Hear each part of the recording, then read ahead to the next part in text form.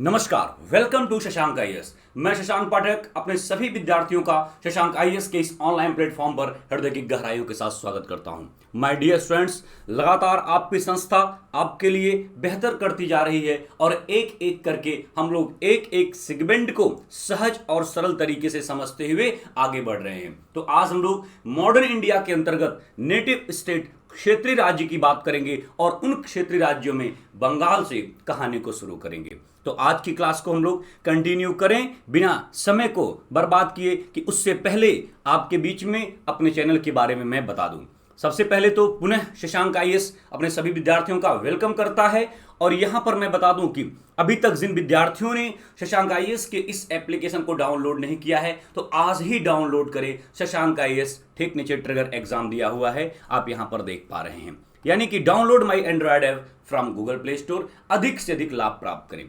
हमारे इस online platform पर अभी हाल ही में होने वाले परीक्षाएं, विशेष करके Uttar Pradesh provincial civil service का जो एग्जाम होना है उसको लेकर के टेस्ट सीरीज चल रही है। आप ज्वाइन कर सकते हैं और लाभ को प्राप्त कर सकते हैं। खैर, हमने वादा किया था कि बहुत अधिक बात नहीं करनी है, कसी हुई क्लास है, सहजता और सरलता के साथ। अगर क्लास पसंद में आए तो चैनल को लाइक सब्सक्राइब करें और इसके बाद अपने दोस्तों को भी बताएं कि वह इस संस्था से जुड़े, एप्लीकेशन को भी डाउनलोड करें। तो चलिए आज के क्षेत्रीय राज्य बंगाल की हम लोग बात करते हैं, जो कि आपके एग्जाम के पॉइंट ऑफ व्यू से बहुत ही महत्वपूर्ण है।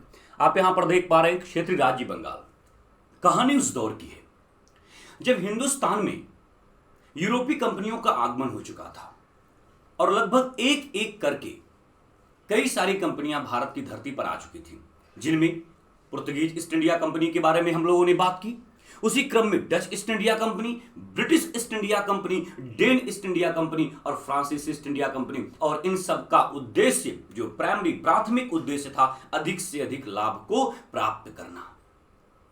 इन यूरोपीय कंपनियों का भारतीय क्षेत्र में व्यापार लगातार होता रहा और अधिक से अधिक लाभ प्राप्त करने की वजह से इन जो है कंपनियों के बीच में प्रतिस्पर्धा भी शुरू हुई। जिस तरह से हिंदुस्तान में राजनीतिक प्रतिस्पर्धा शुरू हो रही थी, साम्राज्य विस्तार को लेकर के लोग लड़ रहे थे, क्षेत्रीय शक्तियां स्वतंत्र होने को लेकर के लालायित थीं, ठीक उसी तरीके से यूरोपीय कंपनियां आपस में इसलिए संघर्षरत थीं कि ताकि उनको भारत के व्यापार पर एकाधिकार मिल सके। और इसी क्रम में आपने देखा था कि वर्चस्व की लड़ाई होती है इन कंपनियों में, फ्रांसीसी ईस्ट इंडिया कंपनी और ब्रिटिश ईस्ट इंडिया कंपनी।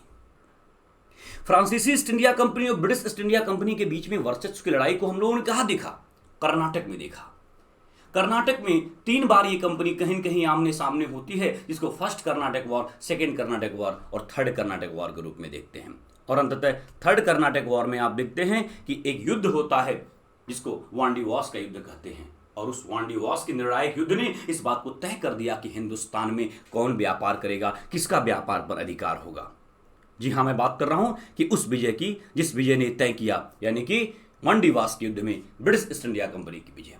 एक तरफ British East India company Wandiwash के युद्ध को जीत करके दक्षिण भारत में अपने आप को मजबूत कर रही थी, वहीं पर दूसरी तरफ अगर क्षेत्रीय राज्य के अंतर्गत बात करें तो बंगाल में अपनी स्थिति को मजबूत कर रहे थे। आइए क्षेत्रीय राज्य बंगाल के अंतर्गत चलते हैं।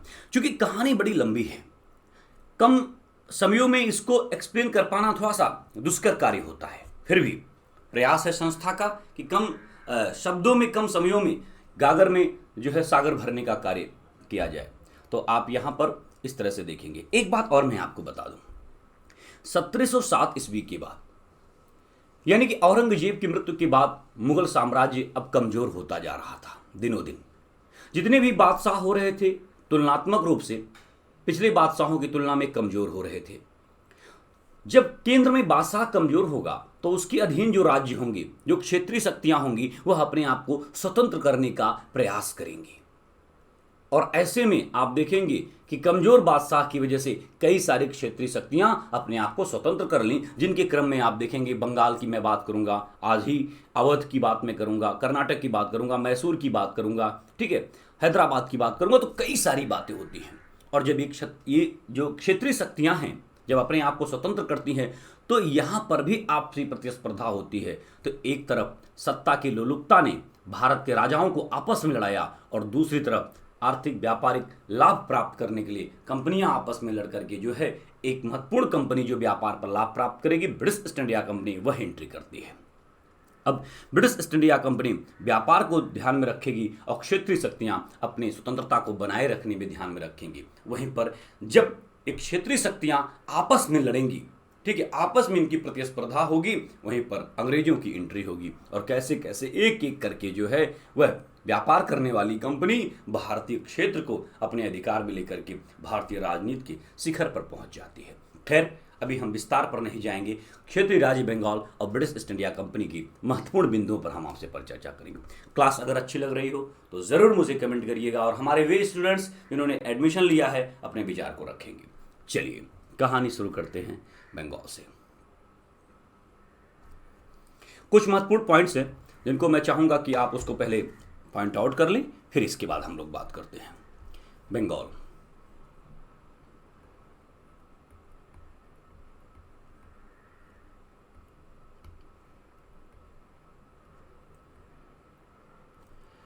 यहां पर सबसे पहले बंगाल की जो है नवाब कौन कौन से हुए उनके बारे में बात करूं, फिर इसके बाद में आगे बढ़ूं। जो महत्वपूर्ण नवाब हैं इस क्रम में मैं यहां पर लिखते हुए चलता हूं। नंबर 1 मुर्शीद कुली खां। मुर्शीद कुली खां, इनका टाइम पीरियड 1717 से लेकर के 1727 तक। इसके बाद अगले नवाब के रूप में सुजाउद्दीन। सबके बारे में मैं बहुत एकदम सहज तरीके से आपको बताऊंगा और आज की क्लास आपको एकदम सरल सहज लगेगी। 1727 से लेकर के 1739 तक। सुजाउद्दीन के बाद अगला नवाब बनता है सरफराज का शासनकाल बस एक ही साल के अंदर रहा, 1739। इस क्रम में अगला नवाब बनेगा अलीवर्दी खां। नाम आप लोगों ने सुना होगा, अलीवर्दी खां। 1740 से लेकर के या 39 से आगे बढ़कर के 1756 तक। अलीवर्दी खां के बाद जिसको ना दे मौला उसको दे सिराजुद्दौला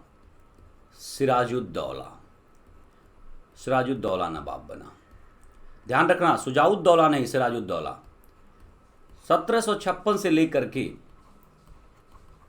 1757 तक। इसी क्रम में अगला नवाब मीर जाफर का टाइम पीरियड 1757 से लेकर के 1760 तक। मीर जाफर के बाद आप देखेंगे अगला नवाब मीर कासिम।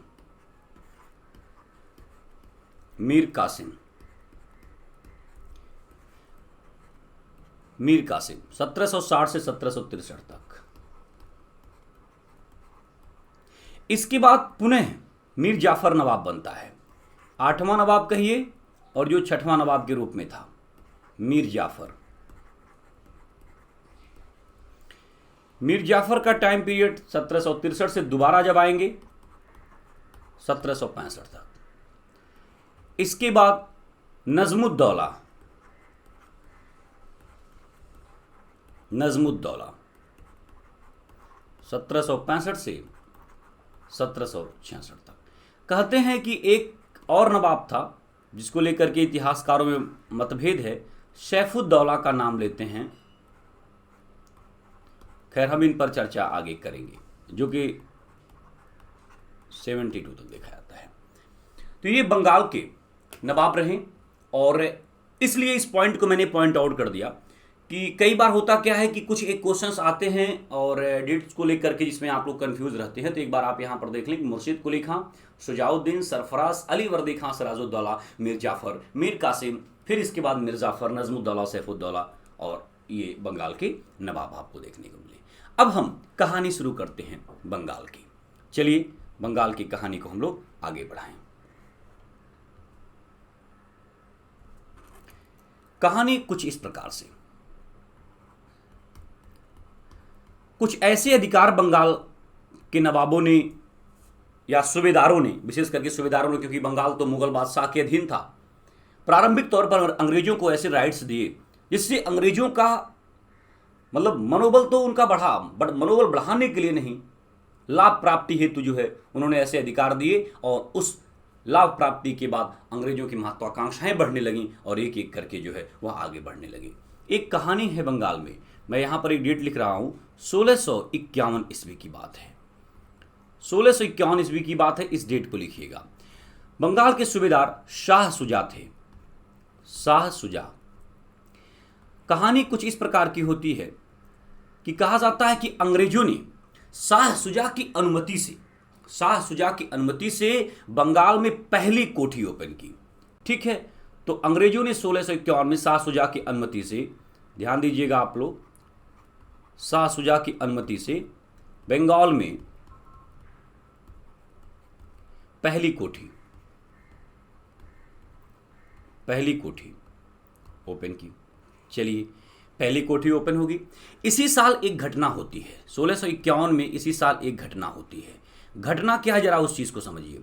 कहा जाता है कि शाह सुजा के परिवार में, देखिए दो घटना है, एक मुगल बादशाह के परिवार में और एक शाह सुजा के परिवार में। मुगल बादशाह के परिवार की जो घटना है उसको हम आगे बताएंगे, क्योंकि आगे के समय में होनी है। अभी 1651 ईस्वी में हुआ क्या कि शाह सुजा के परिवार में, ठीक है, जिसको हम लोग शाही परिवार कहते हैं, इनके परिवार में किसी महिला का स्वास्थ्य खराब होता है और उसका स्वास्थ्य ठीक नहीं होता है।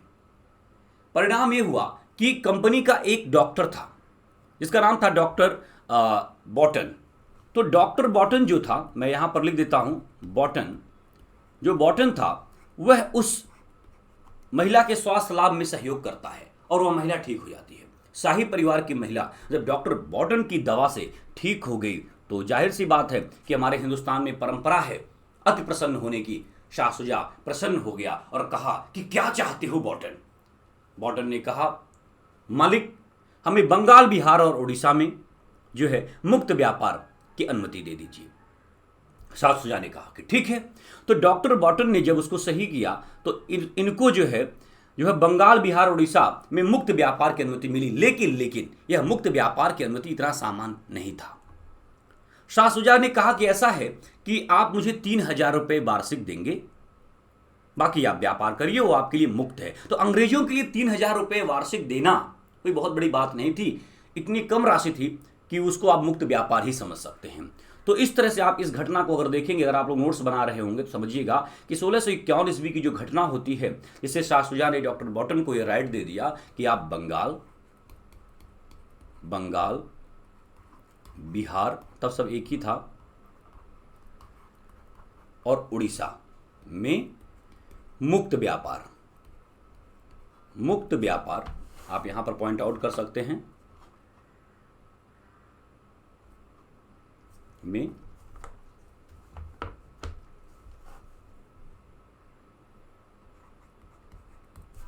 मुक्त व्यापार कर सकते हैं। बस इसके बदले में क्या था, 3000 रुपये वार्षिक। अब देखो, अंग्रेजों को लाभ प्राप्त होना शुरू हो गया।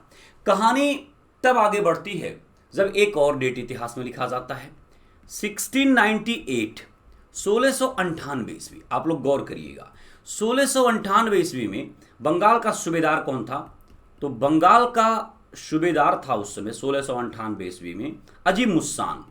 क्या नाम था? अजीम मुस्सान। देखिए, ये सब डेट आपको याद करना होगा भाई। अजीम मुस्सान भी है, मुस्सान भी है। 1698 ईस्वी में अजीम मुस्सान ने क्या किया, कंपनी को तकरीबन 1200 रुपये की राशि पर, या कुछ और राशि दिया जाता है कई बार परीक्षा में, वो आपसे नहीं, मतलब बुकों में वो आपसे पूछा नहीं जाएगा। कुछ राशि पर अजीम मुस्सान ने कंपनी को क्या दे दिया? कंपनी को आप देखेंगे सूतानाती,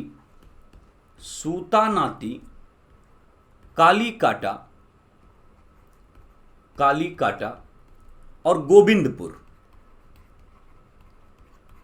इन तीनों जगहों की जमींदारी दे दी। ठीक है, जमींदारी दे दी कि यहां से आप राजस्व वसूल करेंगे। ठीक है, और यही तीनों आगे चल करके मिला करके एक अच्छे से शहर का निर्माण किया गया, जिसको कलकत्ता कहा जाता है आप समझेंगे। और इस कलकत्ता शहर के संस्थापक के रूप में जॉब चार नॉक का नाम लिया जाता है। यही कलकत्ता फर्स्ट प्रेसिडेंसी बनती है अंग्रेजों की। तो यहां पर आप देखेंगे कि 1698 ईस्वी में बंगाल के सूबेदार अजीम उस शान ने सूतानाती, कालीकाटा और गोविंदपुर की जमींदारी अंग्रेजों को दे दी, कुछ पैसे की लालच में। कहानी तो तब आगे बढ़ती है जब 1717 ईस्वी में तात्कालिक मुगल बादशाह फर्रुखशियर ने अंग्रेजों को एक ऐसा फरमान जारी किया जो उनके लिए मैग्ना कार्टा साबित हुआ, महान अधिकार पत्र साबित हुआ। और उस 1717 के फरमान को आप सभी लोग समझ पा रहे हैं। आइए उसको पॉइंट आउट करके फिर आगे की बात करते हैं। 1717 ईस्वी की इस घटना को जरा आप देखिएगा। 1717 ईस्वी में हुआ क्या? मुगल बादशाह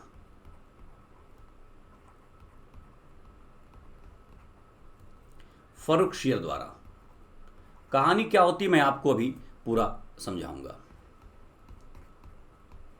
फर्रुखशियर द्वारा व्यापारिक छूट,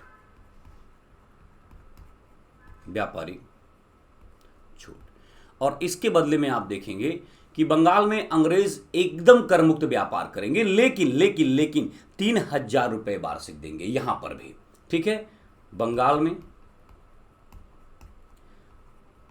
कर मुक्त व्यापार की अनुमति।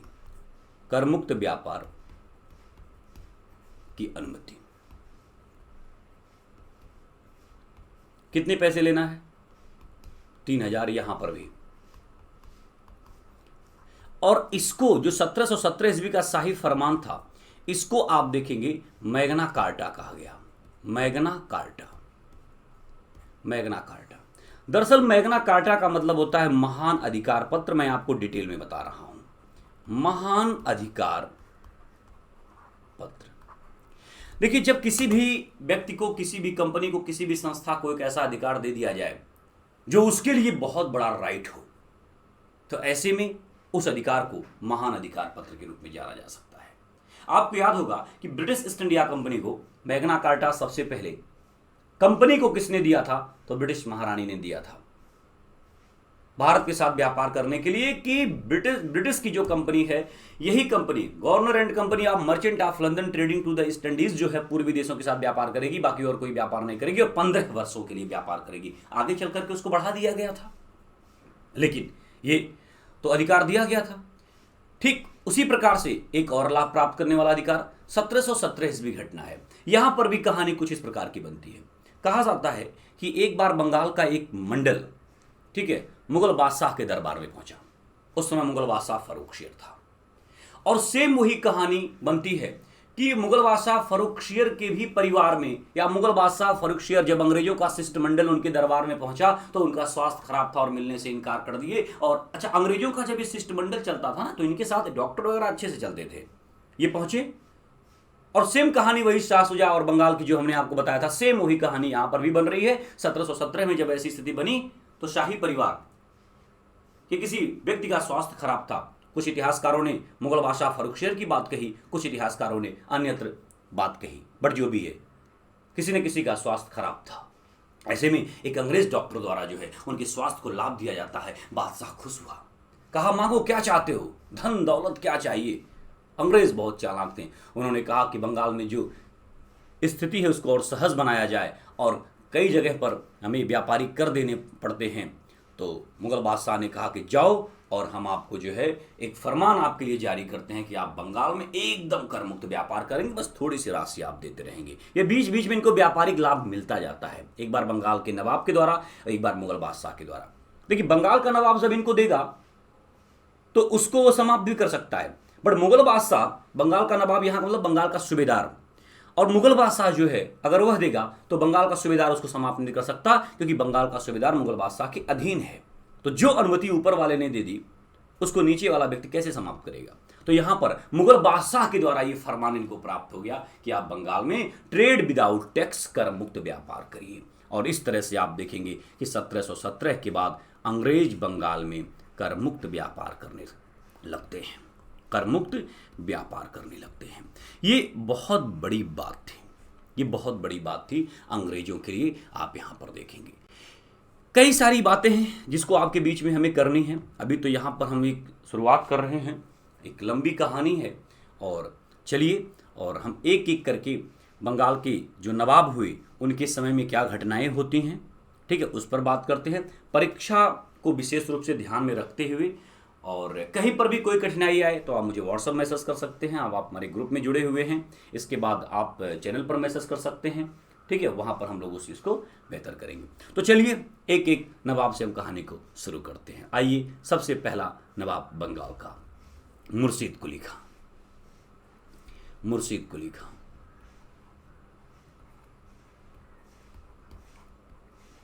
मुर्शीद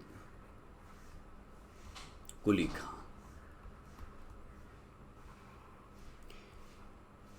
इनके टाइम पीरियड के बारे में अगर हम बात करें तो इनका शासनकाल 1717 से 1727 तक। आप लोग डायग्राम बनाते हुए चलेंगे भाई, इस चीज़ को ध्यान रखना है। 1717 से 1727 तक। दूसरा पॉइंट इनके बारे में, किन्होंने राजधानी को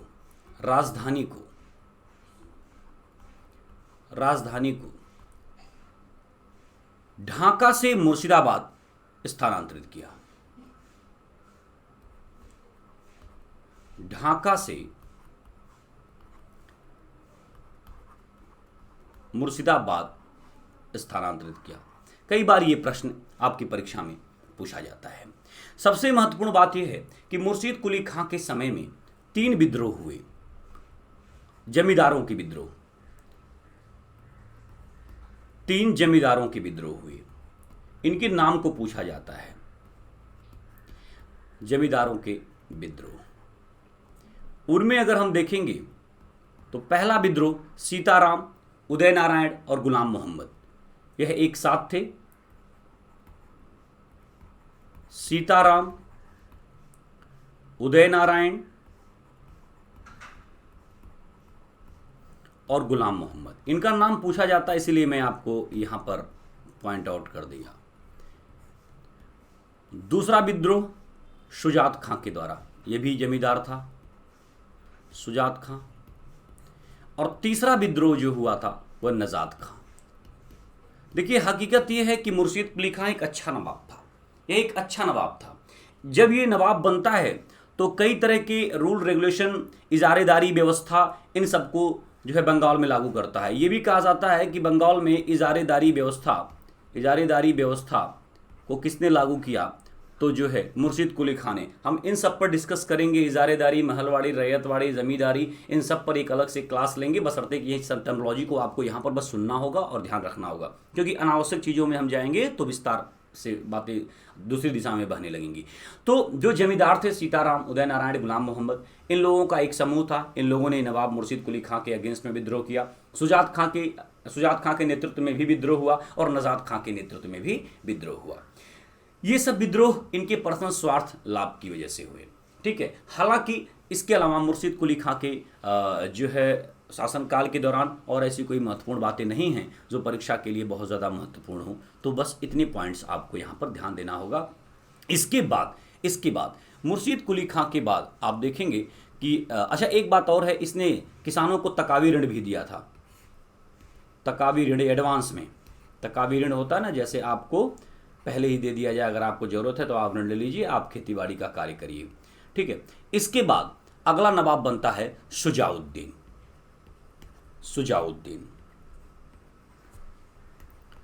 बंगाल का अगला नवाब शुजाउद्दीन का टाइम पीरियड हमने पहले भी लिख दिया और यहाँ पर भी मैं लिख देता हूँ। 1727 से लेकर के 1739 तक एक अच्छा टाइम पीरियड रहा शुजाउद्दीन का, ठीक है। शुजाउद्दीन के बारे में कहा जाता है कि शुजाउद्दीन मुर्शीद कुली खां का दामाद था। क्या था? दामाद था। अभी पूछा नहीं जाता, लेकिन फिर भी रिलेशन आप देख लीजिए, मैं यहाँ पर पॉइंट आउट करता हूँ। मुर्शीद कुली खां का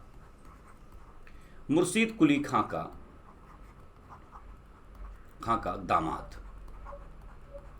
पहला। दूसरा, शुजाउद्दीन के बारे में एक जो और महत्वपूर्ण बातें हैं आप यहां पर देखेंगे।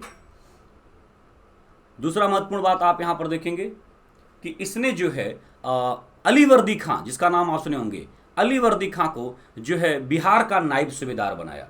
इसने अलीवर्दी खां को बिहार का नायब सूबेदार बनाया। इसने अलीवर्दी खां को बिहार का नायब सूबेदार बनाया।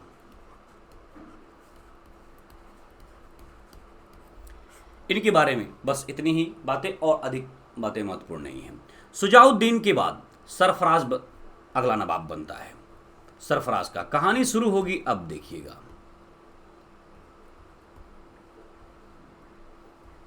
अगला नवाब सरफराज बनता है। देखिए, सरफराज का शासनकाल बहुत कम समय तक रहा है।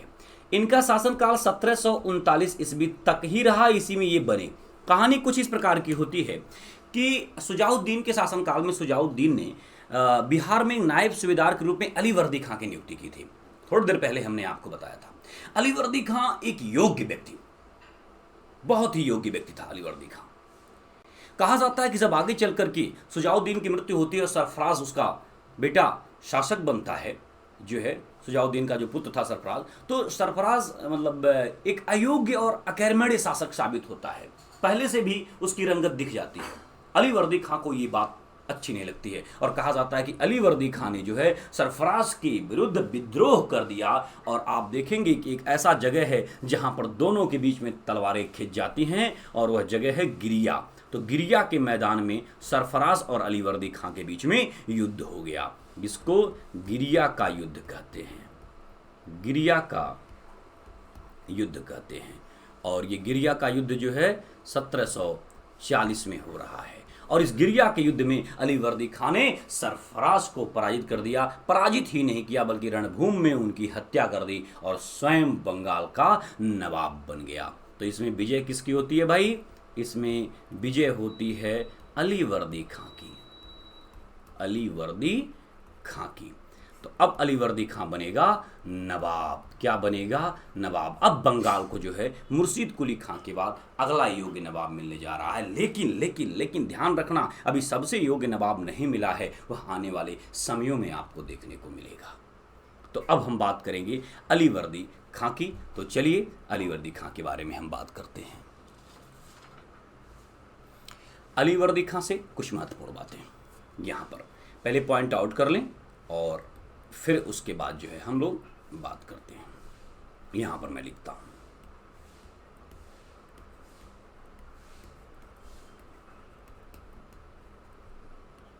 अलीवर्दी खां।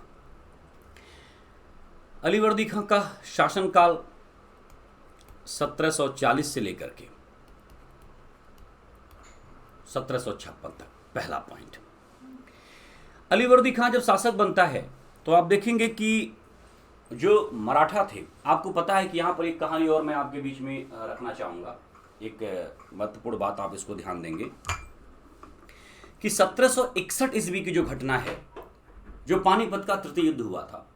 1761 ईस्वी में पानीपत के तृतीय युद्ध में जब मराठों को अहमद शाह अब्दाली ने पराजित किया था, उसके बाद मराठों की शक्ति का ह्रास होता चला गया। लेकिन 1761 के पहले मराठे सबसे मजबूत माने जाते थे और ऐसा माना जाता था कि मुगलों के बाद पूरे भारत पर अगर शासन कोई शक्ति करेगी तो वो मराठा ही करेंगे।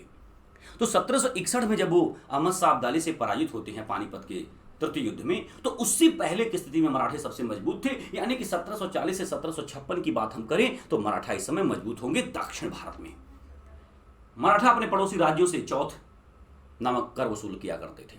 और ऐसे में जब अलीवर्दी खां नवाब बनता है तो अलीवर्दी खां के ऊपर भी दबाव बनेगा। और एक मराठा सरदार होते हैं जिनका नाम मैं यहाँ पर आपके बीच में रखना चाहूँगा, राघोजी।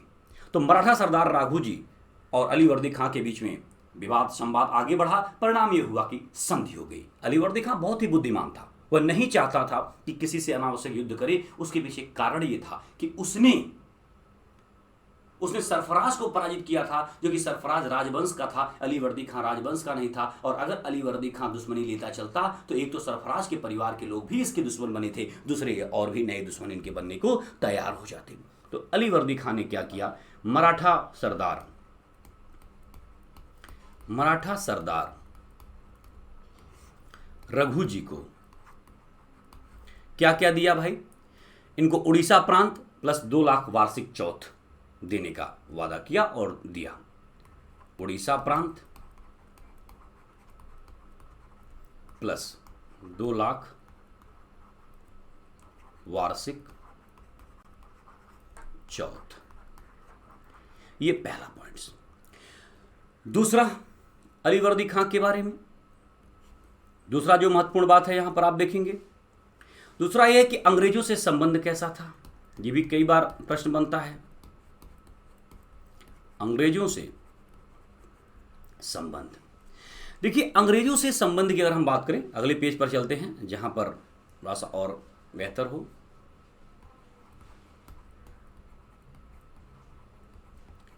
अंग्रेजों से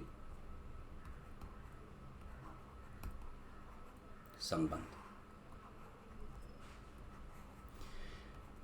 देखिए एक बात मैं आपको बताऊं, अलीवर्दी खां बहुत दूर दृष्टिकोण का नवाब था। वह इस बात को जानता था कि अंग्रेजों से मधुर संबंध हमें बना करके चलना है, लेकिन हमें अपना अधिक नुकसान नहीं करना है। अंग्रेजों को हम छेड़ेंगे नहीं, क्योंकि अंग्रेज तात्कालिक रूप से हमें प्रभावित कर देंगे और हमारी बेहतर रणनीति को समाप्त कर देंगे। तो यहां पर अंग्रेजों से जो इसने क्या किया, एक मधुर संबंध बनाने का चाहे ड्रामा किया या जो भी है, इससे मधुर संबंध बनाए, उनसे किसी प्रकार के युद्ध नहीं किए। और अंग्रेजों को लेकर के इसने एक स्टेटमेंट भी जारी किया और इसने क्या कहा आप देखिएगा कि यूरोपियों की तुलना, विशेष करके अंग्रेज का मतलब विशेष करके यूरोपीय, सबकी बात यूरोपियों की बात, इसने कहा यूरोपियों की तुलना के बारे में, यूरोपियों की तुलना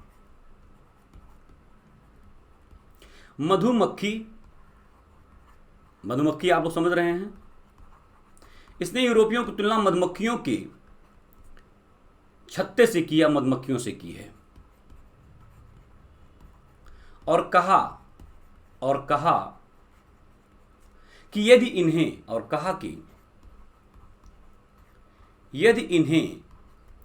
छेड़ा जाए, यदि इन्हें ना छेड़ा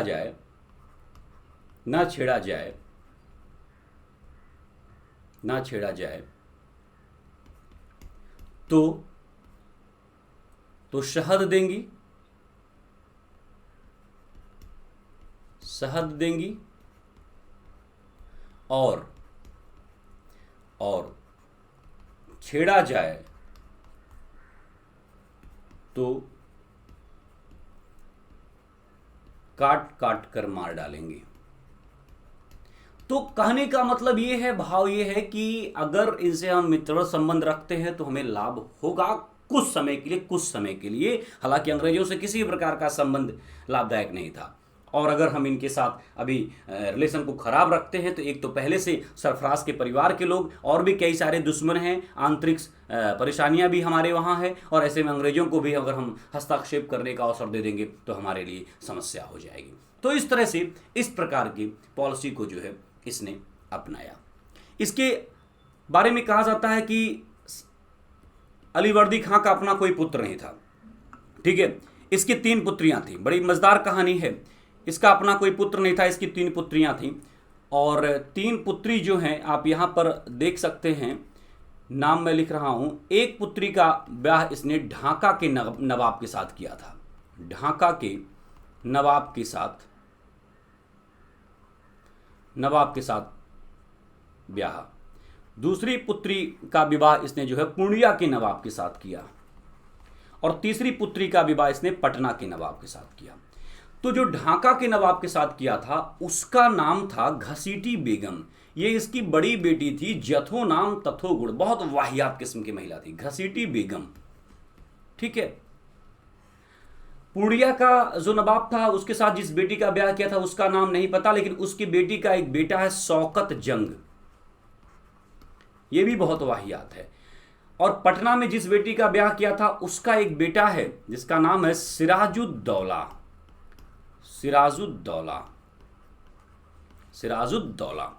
कहा जाता है कि इसके शासनकाल के दौरान, अलीवर्दी खां के शासनकाल के दौरान इसके 3 दामाद मर चुके थे, ठीक है।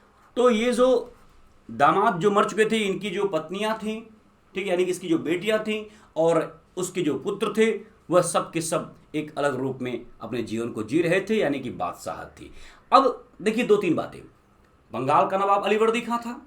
अब तीनों कुल खानदान के लोग, ढाका, पूर्णिया और पटना, इन सबके मन में आ रहा था कि नाना की संपत्ति पर हमारा अधिकार होगा, मैं नाना का उत्तराधिकारी। लेकिन अलीवर्दी खां बहुत दूर दृष्टिकोण का था। उसको इस बात की समझ थी कि बंगाल की गद्दी पर वही योग्य व्यक्ति बैठे जो बंगाल को आगे लेकर के चल सके, क्योंकि अंग्रेजों के बारे में वह जानता था, आंतरिक अव्यवस्था के बारे में वह जानता था। अब यहां पर आप आगे बढ़ेगी। यहां पर सबसे पहले लालच किसी के मन में आता है तो घसीटी बेगम के मन में आता है। अलीवर्दी खां की बड़ी बेटी थी, लेकिन अलीवर्दी खां बहुत परेशान रहता था इससे। उसके बाद शौकत जंग, इसकी दूसरी बेटी का बेटा था, यह भी वाहियात किस्म का। अलीवर्दी खां की निगाह में सबसे योग्य अगर कोई दिखा तो सिराजुद्दौला, और अलीवर्दी खां ने अपने जीवन के अंतिम समय में सिराजुद्दौला को जो है बंगाल का अगला नवाब घोषित किया, यानी कि अपना उत्तराधिकारी। अब सिराजुद्दौला बंगाल का नवाब जब बनेगा तो उसके सामने समस्या बड़ी मौसी घसीटी बेगम, मौसेरा भाई, चचेरा भाई शौकत जंग। कहानी आगे बढ़ती है और अलीवर्दी खां के बाद नवाब बनेगा अगला कौन? सिराजुद्दौला। तो सिराजुद्दौला के बारे में कुछ बातें लिखेंगे, बाकी बातें हम लोग अगली क्लास में करेंगे। सिराजुद्दौला,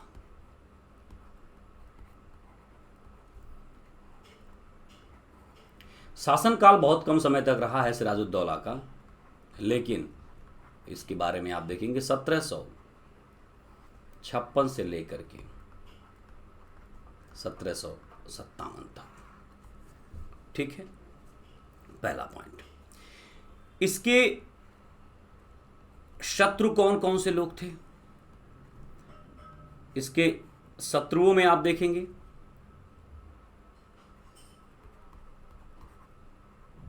पूर्णिया का नवाब शौकत जंग, जो इसका मौसेरा भाई था। इसके बाद इसकी मौसी घसीटी बेगम और भारत के लोगों के जन्मजात दुश्मन अंग्रेज, ये इसके बड़े दुश्मन थे। घसीटी बेगम का एक दीवान था जिसका नाम था, लिख लीजिएगा, राजबल्लभ। बड़ा वाहियात किस्म का था, कमबख्ती। और इसका एक बेटा था, पुत्र, जिसका नाम था कृष्ण बल्लभ। ये उससे भी ज्यादा जादूगर था। ठीक है, कहा जाता है कि अपने प्रारंभिक चरण में कहानी जब शुरू होती है, सिराजुद्दौला जिस समय नवाब बनता है उस समय इतने सारे दुश्मनों से उसको निपटना है और कितनी बहादुरी के साथ, बुद्धिमत्ता के साथ वह निपटेगा, लेकिन आखिरकार अपनों के द्वारा ही धोखा खाने के बाद उसका जीवन भी समाप्त हो जाएगा। कहा जाता है जैसे सिराजुद्दौला नवाब बना तो सबसे पहला बड़ा विद्रोह जो है शौकत जंग ने किया।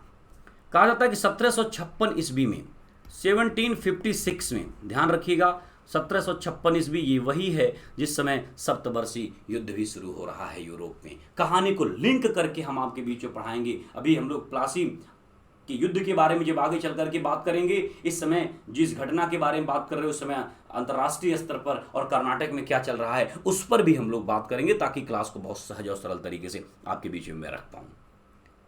1756 में सबसे पहले जो है शौकत जंग ने सिराजुद्दौला के ऊपर आक्रमण कर दिया। और कहा जाता है कि एक जगह है जिसको आप यहां पर पॉइंट आउट कर लीजिए, मनिहारी का युद्ध हुआ, मनिहारी का युद्ध। और इस युद्ध में सिराजुद्दौला ने शौकत जंग को सदा के लिए समाप्त कर दिया, यानी कि शौकत जंग की हार हुई, शौकत जंग की हार हुई। और हार नहीं हुई, डिग्री बदल गई, मृत्यु। तो इस तरह से 1756 ईस्वी में सिराजुद्दौला ने अपने पहले दुश्मन को खत्म किया, लेकिन अभी उसके सबसे बड़े दुश्मन घसीटी बेगम और अंग्रेज, जिनसे जुड़ा हुआ कहानी दीवान राजबल्लभ और पुत्र कृष्ण बल्लभ का था। बट इस बात को ध्यान रखना है कि 1756 ईस्वी में कहानी और रोचक बढ़ जाती है, अंग्रेजों से दुश्मनी और अधिक तब बढ़ जाती है जब यूरोप में सप्तवर्षीय युद्ध शुरू होता है, 7 ईयर वॉर शुरू होता है। और यूरोप में सप्तवर्षीय युद्ध शुरू होने का मतलब कि हिंदुस्तान में ब्रिटिश ईस्ट इंडिया कंपनी और फ्रांसीसी ईस्ट इंडिया कंपनी के बीच में तनाव हो जाता है। ऐसे में ब्रिटिश ईस्ट इंडिया कंपनी और फ्रांसीसी ईस्ट इंडिया कंपनी ने क्या किया, आप इस बात को समझिएगा। ऐसे में ब्रिटिश ईस्ट इंडिया कंपनी और फ्रांसीसी ईस्ट इंडिया कंपनी ने अपने अपने किलों को मजबूत करने का प्रयास किया, अपने अपने किले को जो है दुर्गीकृत करने का प्रयास किया। और जब अपने अपने किले को दुर्गीकृत करेंगे और उसमें अगर नवाब का परमिशन नहीं लेंगे तो तनाव बढ़ेगा। तो बात कुछ इस प्रकार की है कि 1756 में सप्तवर्षीय युद्ध प्रारंभ। परिणाम, भारत में ब्रिटिश ईस्ट इंडिया कंपनी और फ्रांसीसी ईस्ट इंडिया कंपनी अपने किलों को मजबूत करना प्रारंभ कर दी, की। अच्छा, जो ब्रिटिश ईस्ट इंडिया कंपनी है ना, क्योंकि नवाब तो ये बंगाल का है, तो हम बंगाल में ही इस बात को करेंगे कि बंगाल में अपने किले को कहां पर मजबूत कर रहे हैं। तो आप यहां पर देखिए कि जो ब्रिटिश ईस्ट इंडिया कंपनी यानी कि अंग्रेज हैं, यह कलकत्ता में अपने किले को मजबूत करेंगे यानी कि फोर्ट विलियम, और फ्रांसीसी ईस्ट इंडिया कंपनी यह चंद्रनगर में अपने किले को मजबूत करेंगे। तो चंद्रनगर के किले को फ्रांसीसी मजबूत कर रहे हैं और British East India company Calcutta के किले को इसलिए मजबूत कर रहे हैं ताकि फ्रांसीसी ब्रिटिश ईस्ट इंडिया कंपनी की फैक्ट्री पर ना अधिकार कर पाए और ब्रिटिश ईस्ट इंडिया कंपनी फ्रांसीसी ईस्ट इंडिया कंपनी की फैक्ट्री पर ना अधिकार कर पाए। लेकिन आप किलेबंदी कर रहे हैं, ठीक है, मान लीजिए कि आपके बीच में ये बातें हैं, बट आगे चल करके जब आप अपने किले को मजबूत कर लेंगे और नवाब से भी आपकी दुश्मनी है तो आप तो इसका लाभ नवाब के खिलाफ भी ले लेंगे। तो इसमें सिराजुद्दौला नाराज हुआ। सिराजुद्दौला ने शाही आदेश जारी किया कि ब्रिटिश ईस्ट इंडिया कंपनी और फ्रांसीसी ईस्ट इंडिया कंपनी बिना मेरे अनुमति के अपने किले को मजबूत नहीं कर सकती हैं। फ्रांसीसी तो मान गए, उसने नवाब से कहा कि ठीक है, आप जैसा आदेश करें, लेकिन अंग्रेज इस बात को नहीं माने, यहीं पर दबाव बढ़ जाएगा और अंग्रेजों से शत्रुता होगी। एक सुंदर सा हेडिंग मैं आपको लिखता हूं, अंग्रेजों से शत्रुता प्रारंभ और कारण। तो अंग्रेजों से शत्रुता के कारण, जिनमें आप यहां पर देखें। अब कहानी आगे बढ़ेगी, आप लोग क्लास में बने रहिएगा। कल की क्लास में यहाँ से हम लोग आगे की बात करेंगे। बहुत ही शानदार महत्वपूर्ण टॉपिक है, कोई भी प्रश्न आपसे गलत नहीं जाएगा। तो आशा करते हैं कि हमारे विद्यार्थियों को आज की क्लास बहुत ही सहज और सरल तरीके समझ में आई होगी। हम लोग निरंतर टेस्ट की प्रक्रिया भी आपके साथ चल रही है। पिछली क्लास में एडवेंट ऑफ यूरोपियन के टॉपिक से हमने टेस्ट लिया, हमारे बहुत सारे विद्यार्थियों ने बहुत बेहतर परफॉर्मेंस दिया। और संडे टू संडे आप देखेंगे कि एक बहुत बड़े स्तर पर टेस्ट चल रहा है उत्तर प्रदेश PCS एग्ज़ाम को लेकर के। और अपने दोस्तों को भी बोलिए, एप्लीकेशन को डाउनलोड करें और अपने फीडबैक को ज़रूर दें। तो सिराजुद्दौला के बारे में हम लोग कल बहुत विस्तार से बात करेंगे। कल हम लोग जो है प्लासी के युद्ध के बारे में बात करेंगे, उससे पहले ब्लैक होल की घटना के बारे में बात करेंगे। बहुत शानदार क्लास है, 2 चरणों में अपनी ये क्लास होगी, पहला चरण और दूसरा चरण। तो बंगाल को हम समझेंगे। तो चलिए कल मुलाकात पुनः करेंगे आपके साथ। बेहतर करते रहिए। Thank you very much my dear students, thank you very much.